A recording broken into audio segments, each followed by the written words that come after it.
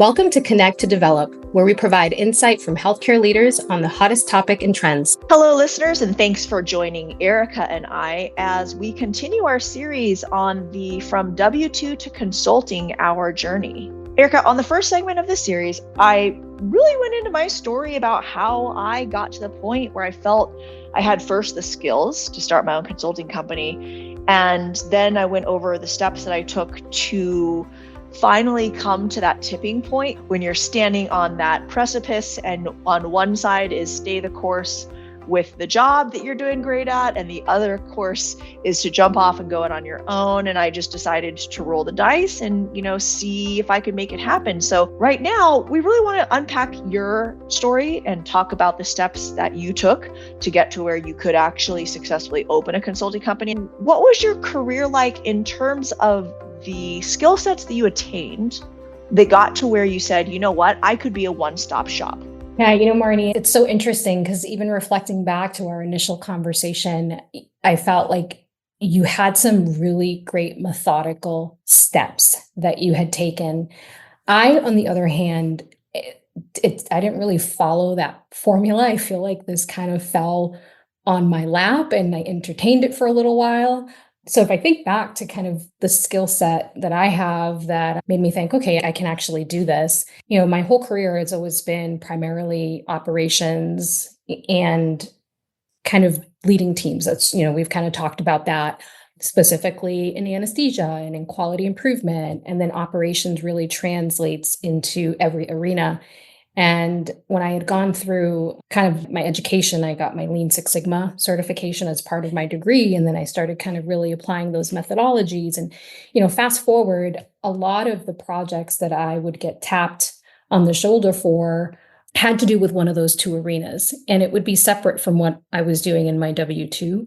And so that's really what allowed me to entertain the idea as it kept happening on repetition. It was just, hey, can you take a look at this? Or do you mind giving me some feedback? Or what are your thoughts? And so when I transitioned from my last role and started exploring potentially another W-2, someone had said to me, and I think I shared this with you before, was, bet on yourself. Have you considered kind of going out on your own? And I was like, no, absolutely not, because it sounds so scary.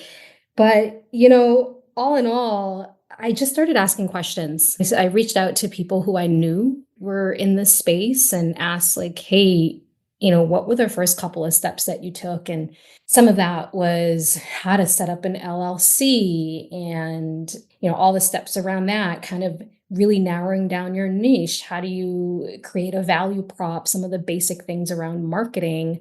So those were kind of the first exploratory steps that I took just to kind of really help define, like, what is it that I would actually offer? If I was to try to sell a service, what is that service? And I think even being still so new into it, Marnie, and I say new because it's been less than a year, is I'm still refining that. And the refining is kind of asking questions of the customers or clients that I'm working with. As I'm learning, I'm refining. So, that's what I would say about kind of what led me to take that jump. Of course, the idea of having more autonomy in my schedule and being able to kind of manage that according to what fits and works for me and my family, that was definitely a driving force, but everything else had to match that as well. And some of those steps, Marnie, if I think back to everything you outlined, you walk through those steps, but I felt like you had done so methodically. Like you had made a reference of how you had thought through, and I know I'm not quoting exactly here, but that you really, really think through before you actually take the first step. Like you had, and I forget what time frame it was that you said. I felt like there was a little bit of more urgency. There was some transitions going on, and I was either going to do this or I wasn't going to do it. If I was going to take the leap of faith, I was going to take it at that point. And I did. And so, I'm grateful that it's been going well. I'm grateful that I'm continuing to learn from others. I love the feedback that I'm hearing from your experiences and those of my peers and others that are in this space, because I think there's so much ground to cover. It's funny. I always feel like for entrepreneurship, you either jump or you get pushed into it. There's no middle ground. There's no just kind of meandering, dipping your toe in the water. You either just cannonball into it or someone catapults you. Was there a lot of fear? Was there hesitation? Unpack the urgency a little bit more. Oh, tons of fear. Marnie, tons of fear. I'm still to this day, even though I feel like I made the right decision and I don't regret it, the fear still underlying is there, And it's really around, how do I make sure that I'm creating a good runway of being able to provide for my family and of course, the security of health insurance, that's a real thing. Our health insurance, primarily was always covered through my W-2. And so that's a very real factor. So there's those personal dynamics of our lives that I think that everyone, and you touched on this, kind of really needing to think through what are those dynamics that you have personally that drive the decision to make this leap. And so the level of fear and urgency to make sure that this is successful so that because I want to keep doing this, I'm enjoying the experience. But if I had to kind of think through what would be that push to shove that I would say, okay, maybe I have to explore going back into W-2 would ultimately come down to how is it impacting my family? You bring up something that I think people who are really thinking about making this move, there's very few people who are sitting in a really, really good place that are thinking about this move. It's usually there's something going on with their current role or with their current employer or with the organization overall, where you start to think about, okay, what's the next thing? Do I go yet again into another company? Do I go into it alone? If you actually just in general, right? I had shared that I didn't have any financial dependence on myself. I had gotten myself into a financial situation where I had a year's worth of income without changing any of my life to be able to figure it out before things, got really scary. There wasn't anyone depending on me, for their livelihood. So I had a little bit more financial freedom. You have a lot more urgency around it. You can never go out burning bridges. It doesn't matter what's happening at your current organization, whether you are going to a different organization or whether you're jumping into this consulting. One of the biggest things that I would love for people to walk away from is do it the right way, do it with class and panache, and don't torch the bridge as you walk over it because you may need to cross back over that a few more times. So you talk about fear to this day. As you're sitting there, you're a year in, and this means, and you're not actively, interviewing for employment. This means you've done decently well. So what are you doing to push back that fear that could become paralyzing on those days where you look at your kids and you look at your husband and you go, gosh, if I have a project dry up or if I don't, fill this pipeline, or if this one client decides they're, transitioning or they don't, want my services anymore, holy cow. Or do you have a plan B? What's the backup, or if anything? I'm always thinking of a plan B, right? I kind of hang the W-2 scenario kind of on a hook, just if I ever needed to kind of take that off. But you just mentioned not burning bridges, and having gone through my career, just really showing up for people and serving the roles that I've had the very best has allowed me to develop some really strong relationships. Going back when I was transitioning to the consulting space, so that's the first community that you tap on, right? Like you go back and you start asking questions, and it's those very same people that become your referral network. And so that's kind of one of the first things that I did was ask for some thoughts and feedback on the plan on my trusted circle, but they also referred me to people. And so I was able to build a proof of concept because I leaned on that network. I had people who were willing to give me a chance to do special projects and to kind of show the value and build. And that is what helps me today is I lean on the data and on what's in front of me, right? Like what's the roadmap? I haven't had, a situation where I have not had work show up. And, that's what I go back to, Marnie. It's like at the end of the day, we're not lacking. The fear is there or might be subtle, but it's not like we're going without being able to put food on the table or all the things that concern, not just parents, but just people in general around finances and security, they haven't been compromised. That's excellent. So let's talk about that focus, right? So you said you have yet to have work dry up. That's extraordinary. And that's quite frankly a huge testament to how you comported yourself back in your employment. Let's talk about keeping motivated. How are you structuring your day? I mean, no one's looking over your shoulder truly. So how does one continue to drive the ball forward and not only complete to their best of the abilities their current projects, but also continue to fill the pipeline? Yeah, I think that's the hardest part, Marnie, is the continuing of, creating a pipeline because you can get so lost and kind of head down doing the work. And so you have to be really intentional about how much time am I spending kind of either networking or continuing the activities to build a pipeline. So that is something I'm still trying to figure out. But, it's intentionality. I have to make sure that I'm allocating X amount of time a week where I am looking for opportunities or just putting it out there. Like I'm continuing to reach out to my community. I've had a greater proof of concept. So I'm able to showcase some of the stuff that I've done. So now with the ability to have something to show, to be able to speak to it. Whereas when you first get into this, you've got nothing to show. And so you're just waiting for somebody to take a chance. So that's one side of it. The other motivation factor for me is I know I've got a lot to learn. And so leaning on, I listen to a lot of podcasts. I try to perfect my craft. I try to figure out how else can I create something that is a deliverable that is of value for a client or a customer. How do I make that better? And so between just making sure that I'm staying very, very much up to date with the latest trends in healthcare and leadership, I think that's really important. And so I do that via, books or podcasts or my network or people like yourself, where I've picked up the phone, I've asked you questions several times. And so that to me is really important. So let's say that we have a listener out there who is currently at a W-2 and they're kind of thinking, I think I could do this, but they don't have the ability to just take that leap of faith and quit without having a customer lined up. But you at the same time know you still need to be a good steward to your current company, your current job roles. How would you suggest that someone go about kind of feeling out the waters to find that first client so that maybe they have something pretty stable and set before they just make that, big leap? Yeah, I would say look for a special side project, something that you might be able to just help somebody with, where you're exercising the value that you're looking to contribute. So you first have to figure out like what is it that you would want to do. I had to spend quite a bit of time kind of narrowing that down.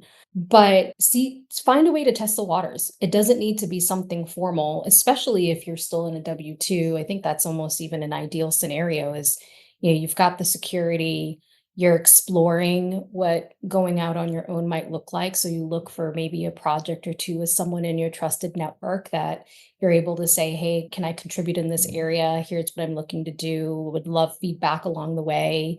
Kind of collecting those data points is really important. And then spending the time of doing the research of how to actually set it up, like the logistics. And I know, we plan to cover that, as we continue in the series, but that's really tough. You don't know what you don't know. I had no idea what physical steps to take. And so part of the fear as well was, is there something that's going to come back and bite me simply because I didn't know? So, there's YouTube videos, there's tons of podcasts. And again, I actually ended up adding that to one of the services that I offered at half the price that I would charge, formal companies, was for someone that I knew, right, that I'd worked with before who wanted to go this route and they needed some help. I started saying, okay, I'll do a 1 to 2 day strategy session. And if it continues on, depending on what you're trying to do, then that works too. But I started offering that as one of the services to really make sure that people, and it was a mixture of really grounding them in, are you doing it for the right reasons? Is it sustainable? How are we going to find that first client? What are you bringing to the table? How do you position that? I think that's one of the hardest things is anyone who says that they don't want to go into sales should never go and open up their own business, because if you're consulting, especially, you are selling the most vulnerable and your biggest asset, which is yourself and your capabilities. And so I think you have to reach out and ask people. But I mean, Erika, have you had people reach out to you and ask you, hey, how are you doing this? Can you help? And have you added it to the services that you offer? I have not. What I have had happen that I am incredibly grateful for is people will call and say, "Hey, have you talked to this, someone else who's in the consulting space that has a very specific service area that my skill set can complement?" And creating even a more comprehensive package or offering for clients. And so that has been something that has happened a couple of times, which kind of took me by surprise. That's Um, awesome. but that's been great because you're able to, one, you're partnering and you're kind of learning what could be a compliment to you, like vice versa. I would love to be able to do the same thing for, someone that I might be partnering with, but it because it is operations, it's one of those things that's universal. So that's been something different that I didn't expect. So I love the idea of, taking on kind of a project that you could be helping someone with that, if you weren't at a W-2 would be consulting.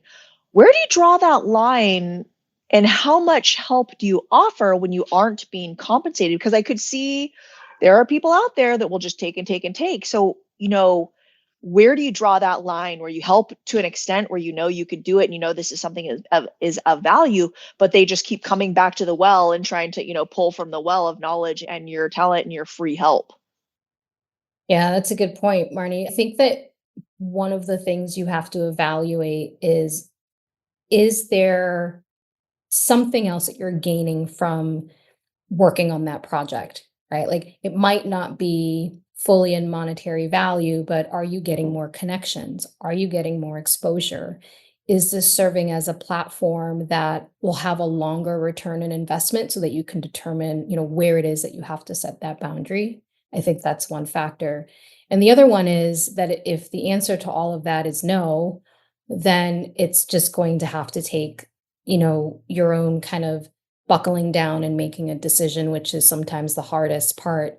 There's a lot of lessons learned, I think, in the beginning around that because selling your services and selling yourself and advocating, it's not easy. Knowing at least hasn't been easy for me. I can't speak for everyone, but it's uncomfortable, especially if you're not. Hmm. I'm not a salesperson, so I kind of laughed when you said that because I'm not a commercial. I'm systems and You processes and don't have to be a salesperson. You just have to understand that as a sole business owner, you are now selling 100% of the time. yeah. Yeah, I mean, you're absolutely right. But with that, that's what I would say to anyone who's listening and might be in that situation where they're trying to assess, where do they set the boundaries is you have to kind of know, one, are you getting something else out of it outside of just the monetary exchange? And if not, then you have to know your worth because if you are tied up in a situation like that, then it's even harder to create a runway of opportunities for you to be able to explore and add to your portfolio if you're not creating that. So it's like a catch 22. You're going to suffer somewhere. What has been the most rewarding part of consulting and understanding it's a year, right? So the fact that you've gotten to a year is phenomenal, but what has been the most rewarding so far? So I'll give you two things. I'll give you one that's personal and one, I guess, more on the professional side. On the personal, I have been able to show up for my family so much more than I ever have in my entire career.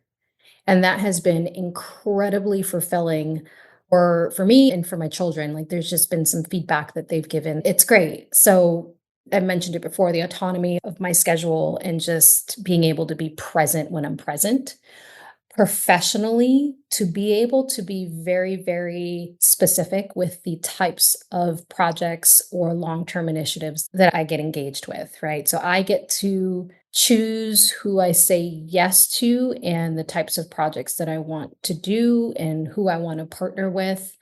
And that's been incredibly rewarding because I'm learning so much in the process as I mentioned, but I'm also developing some really great relationships through this experience that I don't know that if in my W-2 roles that I've had I would have been very, I guess, maybe siloed or limited to that network. This has really broadened my network in a way that I don't know that I planned for. If you could give two pieces of advice to someone who's about to start this journey that you wish someone had said to you? Could be tactical, could be, emotional journey. What would it be? One, ask a lot of questions. Find someone that you trust.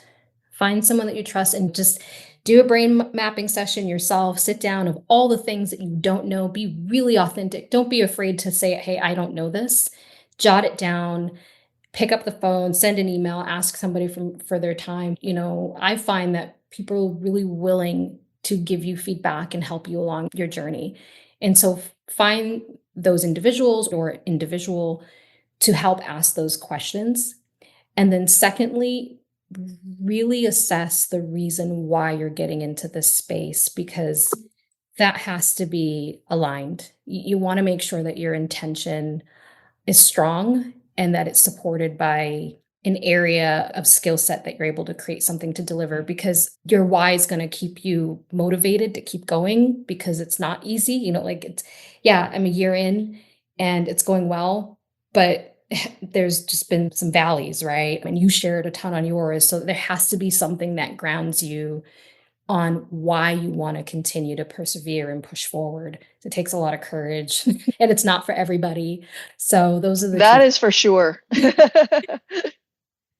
Well, this has been fantastic. And I'm really also looking forward to the next episode where we delve into a little bit more of the tactical operational aspects of leaving, full employment and starting your own consulting company, if that's what you so choose. So thank you everyone for listening. And please let us know whether it's sharing your journey, whether it's posing specific questions. We always love hearing from our listeners. You can find more interviews on our YouTube channel at Marney Reid Presents.